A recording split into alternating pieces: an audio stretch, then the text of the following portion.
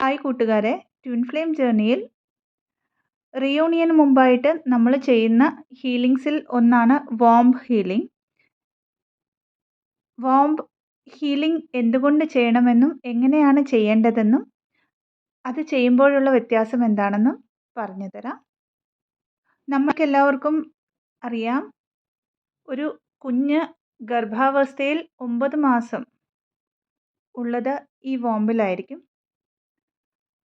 വോംബെന്ന് പറയുന്നത് സേക്രൽ ചക്രയുടെ അനുബന്ധിച്ച് ഉള്ള ഒരു കാര്യമാണ്. അപ്പോൾ നമ്മൾ സേക്രൽ ചക്ര ഹീൽ ചെയ്യുമ്പോൾ വോംബും ഹീലാവുന്നുണ്ട്. എന്നാൽ ഇൻഡെപ്റ്റ് ആയിട്ട് ഹീലാവാറില്ല. വോംബിനെ സെപ്പറേറ്റ് ആയിട്ട് നമ്മൾ ഹീൽ ചെയ്യുകയാണ് ചെയ്യുന്നത്. കാരണം 9 മാസം നമ്മൾ ഈ ഗർഭാവസ്ഥയിലുള്ള സമയത്ത് ആ കുഞ്ഞ് ആ വോംബിലുള്ളപ്പം പൊക്കിൾ കൊടിയുടെ ത്രൂ അമ്മയുമായിട്ട് ആ കുഞ്ഞ് കണക്റ്റഡ് ആണ്. അപ്പോൾ അമ്മയുടെ എല്ലാ ഇമോഷൻസും ഈ കുഞ്ഞ് സ്വീകരിക്കാറുണ്ട് ആ പൊക്കിൾ കൊടിയുടെ ത്രൂ. അതിൻ്റെ കൂടെ തന്നെ അമ്മയുടെ DNA-യിലുള്ള എല്ലാ കണ്ടീഷനിങ്ങും ഈ കുഞ്ഞിൽ വരാറുണ്ട്. എന്ന് വെച്ചാൽ വോംബെന്ന് പറഞ്ഞാൽ എല്ലാ ഇമോഷൻസിൻ്റെയും വീടാണെന്ന് പറയാം. എല്ലാ ട്രാമാസിൻ്റെയും വീടാണ്. അതുകൊണ്ട് തന്നെ ഇതിനെ ഹീൽ ചെയ്യേണ്ടതായിട്ടിരിക്കുന്നു. വോംബ് ഹീലിങ്ങിലൂടെ നമ്മൾ എന്തൊക്കെയാണ് ഹീൽ ചെയ്യുന്നതെന്ന് നോക്കാം. നമ്മളുടെ അമ്മ അല്ലെങ്കിൽ അമ്മൂമ്മമാർ അല്ലെങ്കിൽ ആൻസിസ്റ്റേഴ്സ് അവരിലൂടെയൊക്കെ നമ്മൾക്ക് DNA-യിലൂടെ കിട്ടിയിരിക്കുന്ന കണ്ടീഷനിങ് കാണും. അതായത് മേ ബി അവരനുഭവിച്ചിരുന്ന എന്തെങ്കിലും സെക്ഷുവൽ ട്രാമാസ്,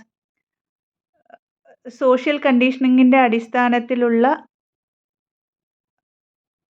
സെക്ഷുവലായിട്ട് അവർ സപ്രസ് ചെയ്തിരുന്ന കാര്യങ്ങൾ, അവർ ഗോ ത്രൂ ആയിട്ടുള്ള എന്തെങ്കിലും അബോർഷൻസ് അല്ലെങ്കിൽ ഡെലിവറി റിലേറ്റഡ് എന്തെങ്കിലും പ്രശ്നങ്ങൾ, ഇതൊക്കെയും അവരുടെ DNA-യിലൂടെ നമ്മളിലേക്ക് പാസ് ഓൺ ആയിട്ട് അത് നമ്മളുടെ സെൽ മെമ്മറിയിൽ കാണും. സ്പെഷ്യലായിട്ട് നമ്മുടെ വോംബിൻ്റെ സെൽ മെമ്മറിയിൽ. ഇതൊക്കെയും ക്ലിയർ ആക്കാൻ നമുക്ക് വോംബ് ഹീലിംഗ് ഹെൽപ്പ് ചെയ്യുന്നു. അതുപോലെ തന്നെ ഈ ജന്മത്തിൽ,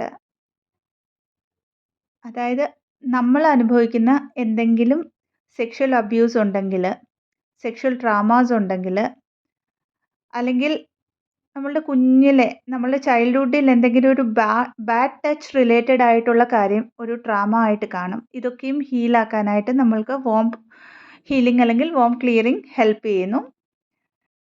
മൂന്നാമത്തേത് വന്നിട്ട് നമ്മളുടെ പാസ്റ്റ് ലൈഫിൽ എന്തെങ്കിലും സെക്ഷുവൽ റിലേറ്റഡ് ആയിട്ടുള്ള ട്രാമാസ് കാണാം, അബോർഷൻ റിലേറ്റഡ് ആയിട്ടുള്ള കാര്യങ്ങൾ കാണാം, ഡെലിവറി റിലേറ്റഡ് ആയിട്ടുള്ള ഇഷ്യൂസ് അല്ലെങ്കിൽ അപ്സെറ്റ്സ് കാണാം. ഇതൊക്കെയും ഹീൽ ചെയ്യാനായിട്ട് നമുക്ക് ഈ വോംബ് ക്ലിയറൻസ് ഹെൽപ്പ് ചെയ്യുന്നു.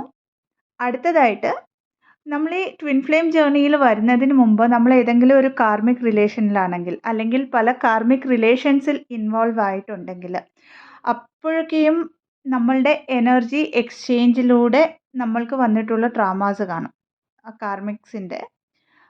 അതല്ലാതെ കർമാസ് കാണും അവരുടെ. ഇതൊക്കെയും ഹീൽ ചെയ്യാൻ നമ്മൾക്ക് ഈ വോംബ് ഹീലിംഗ് ഹെൽപ്പ് ചെയ്യുന്നു. ഒരു പക്ഷേ നമ്മൾ ട്വിൻ ഫ്ലെയിമുമായിട്ട് മാരീഡ് ആണ്, അത് കഴിഞ്ഞിട്ടാണ് നമ്മൾ അവേക്കനിങ്ങിലേക്ക്, അതായത് ഫെമിനൈൻ എനർജി അവേക്കനിങ്ങിലേക്ക് വരുന്നത്. അവിടെ ഒരു സെപ്പറേഷൻ നടക്കുന്നുവെങ്കിൽ 2 അൺഅവേക്കൻഡ് ആയിട്ടുള്ള ട്വിൻ ഫ്ലെയിംസിൻ്റെ എനർജി എക്സ്ചേഞ്ച് അവിടെ നടക്കുന്നു. അതായത് ഒരു സെക്ഷുവലായിട്ടുള്ള എനർജി എക്സ്ചേഞ്ച് നടക്കുന്നത് കൊണ്ടുള്ള കർമാസ് കാണും.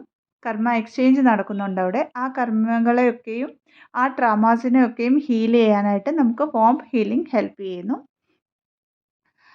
ഇതല്ലാതെ ഒരു ട്വിൻ ഫ്ലെയിം ജേർണിയിൽ വന്നു കഴിഞ്ഞിട്ട്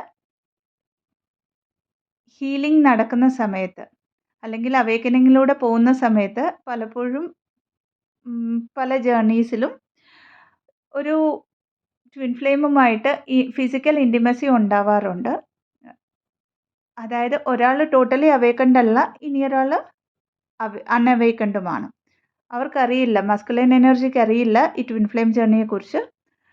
എന്നാൽ ഫെമിനൈൻ എനർജി ഹീലിംഗ് ഒക്കെ ചെയ്തുകൊണ്ടിരിക്കുന്ന ഒരു സമയം, ആ സമയത്ത് പിന്നെയും ഫെമിനൈൻ എനർജി ഒരു ലോ എനർജിയിലേക്ക് പോകുന്നു, എനർജി ഡ്രെയിൻ ആവുന്നു. അങ്ങനെയൊക്കെ ആ ഒരു എനർജി എക്സ്ചേഞ്ച് നടക്കുന്ന സമയത്ത് പിന്നെയും ഗിൽട്ടിൻ്റെ എനർജിയിൽ വരാറുണ്ട് ഫെമിനൈൻ എനർജി. അവിടെ ഒരു കർമ്മ എക്സ്ചേഞ്ച് ആണ് നടക്കുന്നത്. ആക്ച്വലി നമ്മൾ മസ്കുലൈൻ എനർജിയുടെയും കൂടെ കർമ്മ എടുക്കുന്ന ഒരു പ്രോസസ്സാണത്. ഇങ്ങനെയുള്ള ട്രാമാസിനെ ഹീൽ ചെയ്യാനായിട്ട് നമ്മൾക്ക് ഈ വോം ക്ലിയറിങ് അല്ലെങ്കിൽ ക്ലിയറൻസ് ഹെൽപ്പ് ചെയ്യാറുണ്ട്. അപ്പോൾ വോം ഹീലിംഗ് എങ്ങനെയാണ് ചെയ്യുന്നതെന്ന് നോക്കാം. നമുക്ക് മെഡിറ്റേഷൻസ് ഹെൽപ്ഫുള്ളാണ് ഇതിന്.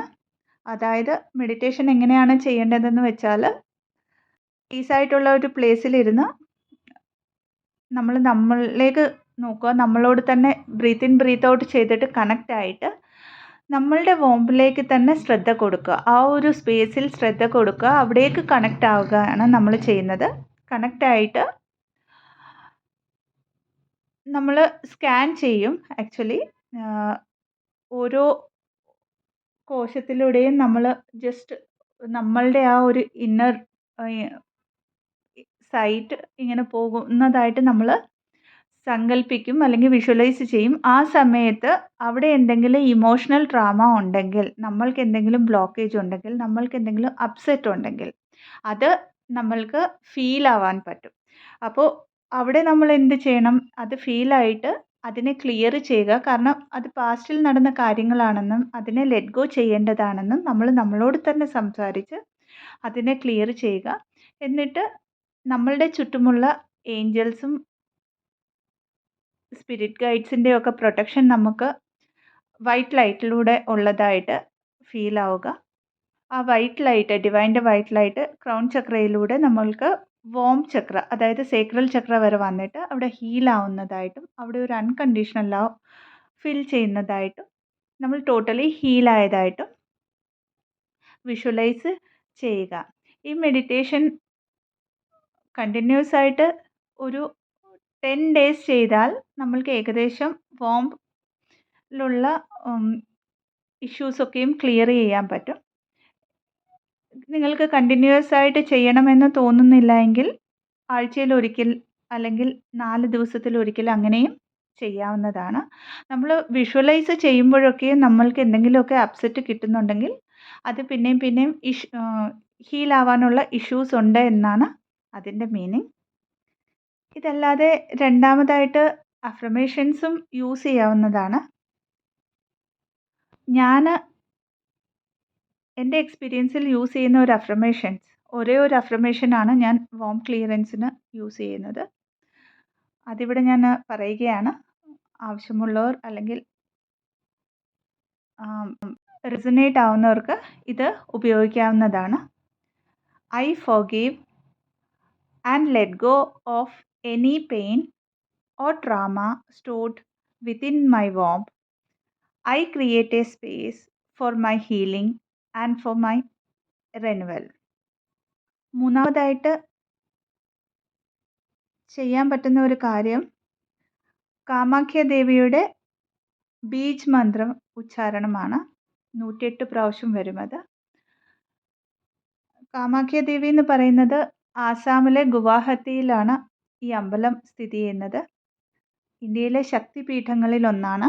ഇതല്ലാതെ നമ്മളുടെ ഐതിഹ്യങ്ങളുടെ അനുസരിച്ച് സതീദേവിയുടെ യോനി വീണ സ്ഥലമാണ് ഈ അമ്പലം എന്നാണ് പറയപ്പെടുന്നത്.